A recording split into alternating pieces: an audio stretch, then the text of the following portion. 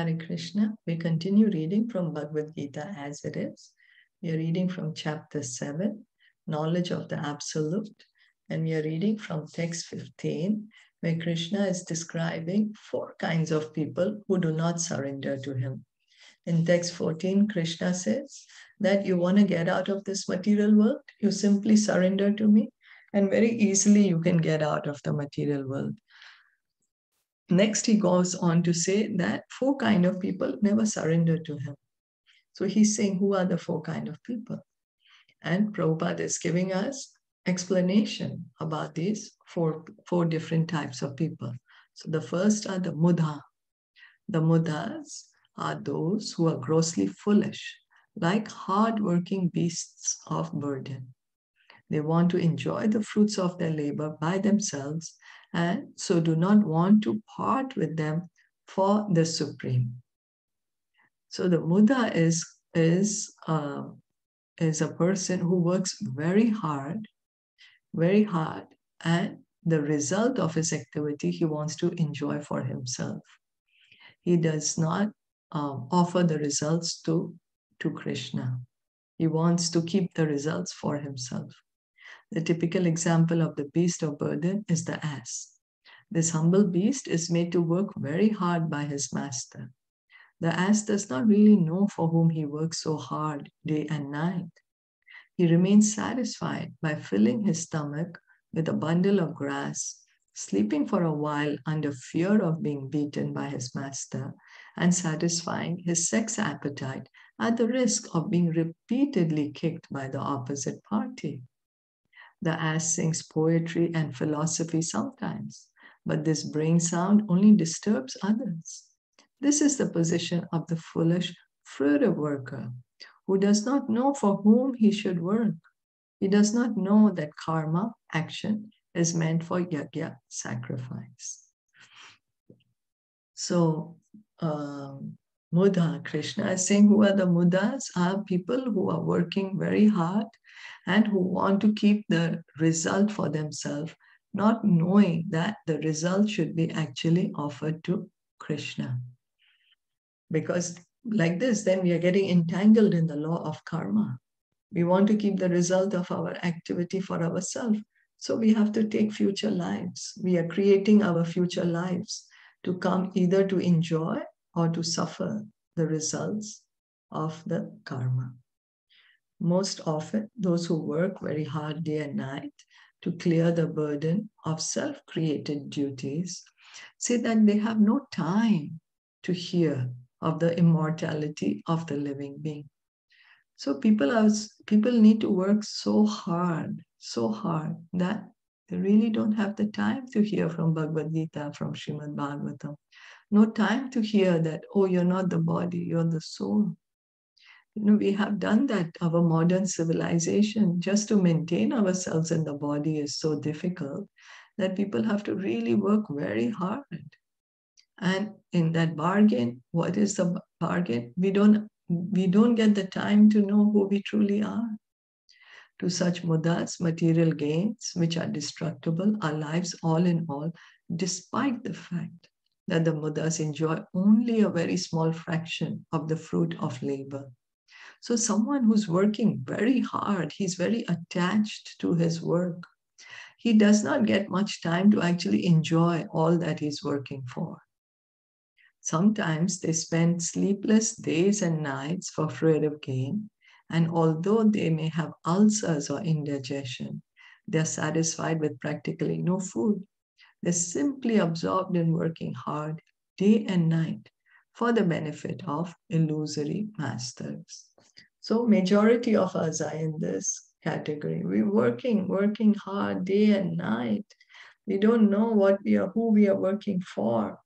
And in that working, then can't even enjoy what we are working for. Practically no time to eat food. Why? Because they're so busy working. So ignorant of their real master, the foolish workers waste their valuable time serving mammon. So because we don't understand, oh, I should work for Krishna. We don't understand that. We don't have time to hear about Krishna. So we are working for our bosses or our families or our own self. So unfortunately, they never surrender to the Supreme Master of all masters, nor do they take time to hear of him from the proper sources. So hearing should be done from the proper source. We should do the research of whom we should hear spiritual knowledge from. It's not that, oh, it's like a TV channel, whatever channel is going on. Okay, this one is speaking about Bhagavad Gita, let me hear. But that person may not, he may be just borrowing the name Bhagavad Gita, but he may be speaking his own Gita. So we have to be careful of that. The swine who eat the night soil do not care to accept sweetmeats made of sugar and ghee. Similarly, the foolish worker, so the swine, you give him nice ghee dishes. He does not care for it. He's happy eating his filth. He's happy eating that. So similarly, the foolish worker will untiringly continue to hear of the sense-enjoyable tidings of the flickering mundane world, but will have very little time to hear about the eternal living force that moves the material world. So we can see that we will have time, 2 hours, we will watch a movie, or how much time will go on WhatsApp or Instagram. But if we say, oh, I have to hear from Bhagavatam or Bhagavad Gita, oh, I don't have half an hour. I don't have the time. So we are seeing that practically. We are doing these things. So that is the Mudha who's working very hard to enjoy the result for himself. So another class of Duskriti or miscreant is called the Naradama, or the lowest of mankind. Nara means human being and Adama means the lowest. So all these are Krishna's words. And Krishna is calling all this.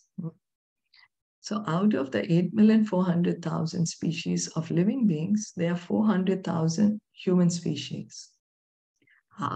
There is all the total species of living entities is 8,400,000. 8,400,000. Out of these, only 400,000 is human species.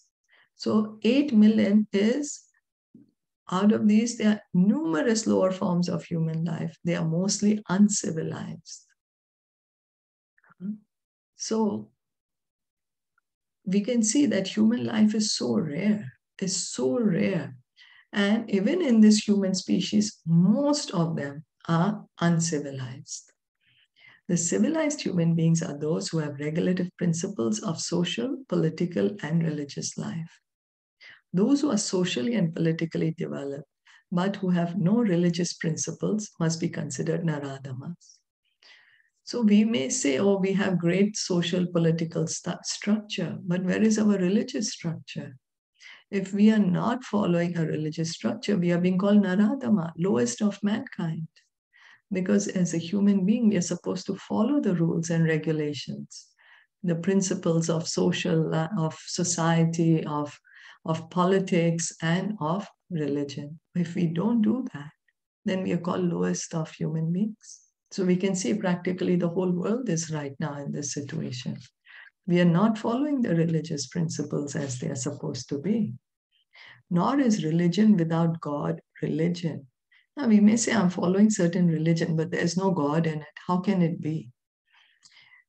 Because the purpose of following religious principles is to know the supreme truth and man's relation with him.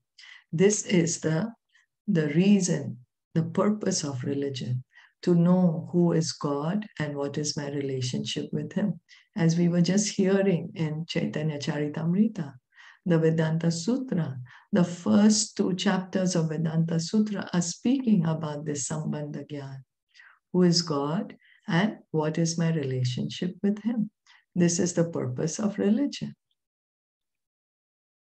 So in the Gita, the personality of Godhead clearly states that there is no authority above him and that he is the supreme truth. So no one else can ever make such a bold declaration. No one except Krishna can say this, that there is no authority above him and that he's the supreme truth. Why? Because it's the truth. Krishna is the supreme authority. And there is no one above Krishna. Krishna is God. There are no two gods. It's not that there are many, many gods and they all can say there is no authority above me and I am the supreme truth. Then there is no meaning to the word God. No, God is only one, and he's Krishna. And Krishna is repeatedly saying that he is God in Bhagavad Gita. He's just repeatedly going on saying that there is no one equal to him, there's no one greater than him, and that he is God. The civilized form of human life is meant for man's reviving the lost consciousness of his eternal relation with the Supreme Truth, the personality of Godhead, Sri Krishna, who is all-powerful. So this is the purpose of human life. This is the purpose of human life, civilized form of human life. If we are not trying to understand God and our relationship with him, then Bhagavatam calls us two-legged animals. He says, Bhagavatam says, even though you have taken the form of a human being, you're not yet a human being in your activity. So this is the goal, to understand our relationship with God, eternal relation with God, Sri Krishna. And he's all-powerful. Whoever loses this chance is classified as a Naradama.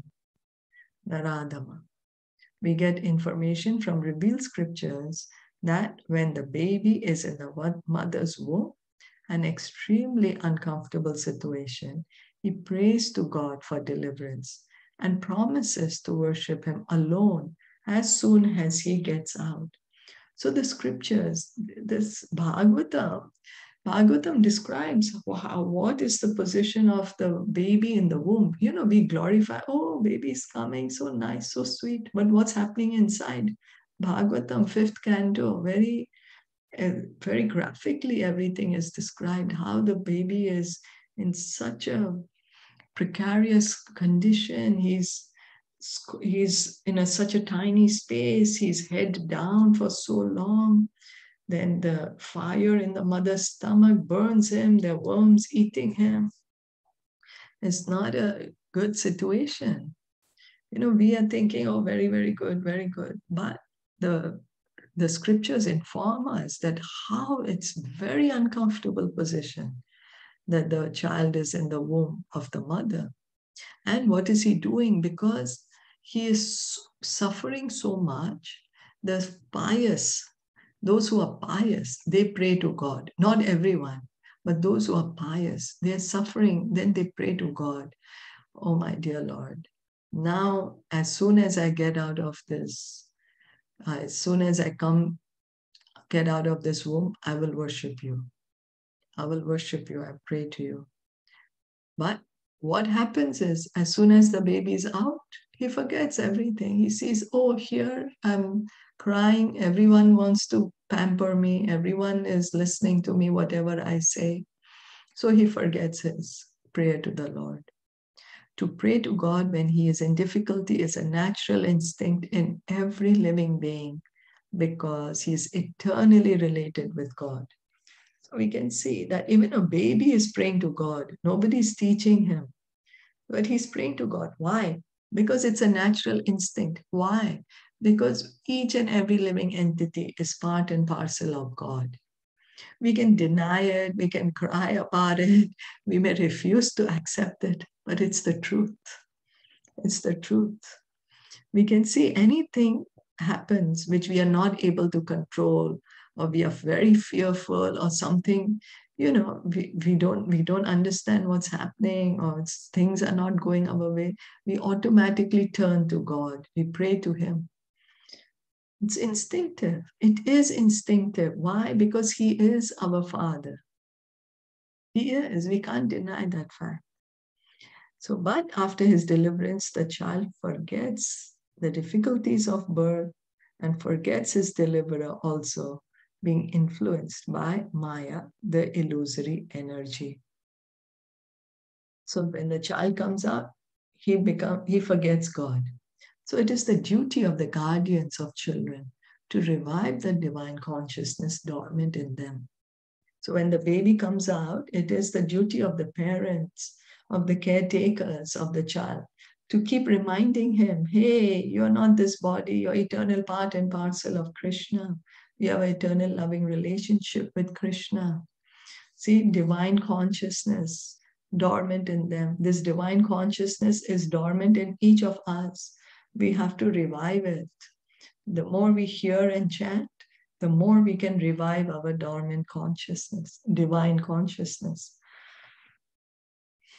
The 10 processes of reformatory ceremonies, as enjoined in the Manusmriti, which is the guide to religious principles, are meant for reviving God consciousness in the system of Varna Sharma. So they are what is this called? This 10, that we do it when the baby is born, the name giving ceremony is done. Then the first grain ceremony, hair cutting ceremony, marriage ceremony, ultimately death ceremony. All this is performed. These are performed to revive the God consciousness in every living entity. However, no process is strictly followed now in any part of the world, and therefore 99.9% of the population is Naradhamma. We are not following any rules and regulations of rules and regulations of religion. So we are called lowest of mankind, Naradhamma, not following the rules and regulations. So Prabhupada is saying practically the whole world right now is Naradhamma. So when the whole population becomes Naradhamma, naturally all their so-called education is made null and void by the all-powerful energy of physical nature. According to the standard of the Gita, a learned man is he who sees on equal terms the learned Brahmana, the cow, the dog, the elephant, and the dog eater. That is the vision of a pure devotee. Sri Nityananda Prabhu, who is the incarnation of Godhead as Divine Master, delivered the typical Naradamas, the brothers Jagai and Madai, and showed how the mercy of a real devotee is bestowed upon the lowest of mankind. So the Naradam, who is condemned by the personality of Godhead, can again revive his spiritual consciousness only by the mercy of a devotee. So we can see how Lord Caitanya, Lord Nityananda, they gave mercy to Jagai and Madai. They were the lowest of mankind, were engaged in all sorts of illicit activities. 500 years ago, there was only 2 Jagai and Madai. Now practically all of us are Jagai and Madai. Then what is our hope? Our only hope is to tightly catch on to the lotus feet of Lord Chaitanya Mahaprabhu, of Lord Nityananda, of the devotees, because they can help us. They can help. So the spiritual consciousness can be revived only by the mercy of a devotee. Sri Chaitanya Mahaprabhu is in propagating the Bhagavad Dharma or activities of the devotees has recommended that people submissively hear the message of the personality of Godhead. This is what Lord Chaitanya said. Wherever you are, you hear about Krishna. You chant his holy name. Hear from Bhagavatam. The essence of this message is Bhagavad Gita. The lowest among human beings can be delivered by this submissive hearing process only. But unfortunately, they even refuse to give an oral reception to these messages. And what to speak of surrendering to the will of the Supreme Lord? Naradamas, or the lowest of mankind, willfully neglect the prime duty of the human being. So let us raise ourselves and not remain Naradama. Let us hear, Lord Chaitanya saying, just hear from the scriptures, chant the holy name, raise our consciousness, to revive our divine consciousness. And it can be done by the mercy of Lord Chaitanya, by the mercy of Srila Prabhupada. Is that okay? So, we'll stop here for today. Bhagavad Gita ki jai, Srila Prabhupada ki jai, Gaur Bhakta Vrinda ki jai. Hare